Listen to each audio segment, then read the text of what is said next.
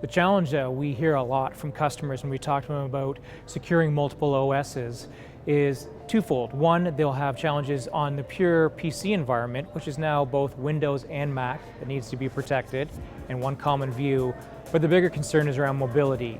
So as mobile devices are coming on the network, either through a bring your own device policy or corporate owned assets, the challenge is you've now got 4 operating systems that need to be protected against and have a policy around. And customers we talk to, they could be using any number or combination of iOS, Android devices, BlackBerry, Windows, and all of those have different levels of security, different levels of protection. So it's a challenge for customers that they tell us about all the time is we want one single view to see all the different devices on my network and one way to manage those. I can tell you one topic that comes up in every customer meeting we have after we talk about traditional malware protection. They'll always fall on with how am I securing my mobile devices? And those could be, again, bring your own devices that are coming from home that the corporation has a BYOD policy, or it's ones that the corporation is giving out.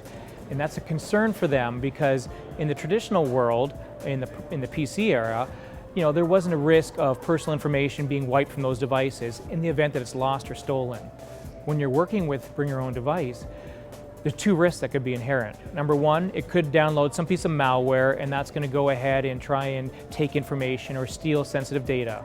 But number 2 is just pure loss or theft of the device. I mean, smartphones have a high propensity to be left behind, which leaves the greater concern of when that machine or device is lost, how do you wipe the data?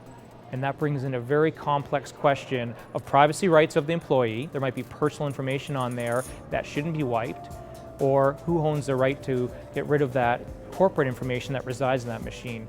So we're seeing a lot of that right now in the field of mobile device management, and one of the areas that's been looked at as emerging technology is containerization, which separates employee personal information on that device from corporate assets.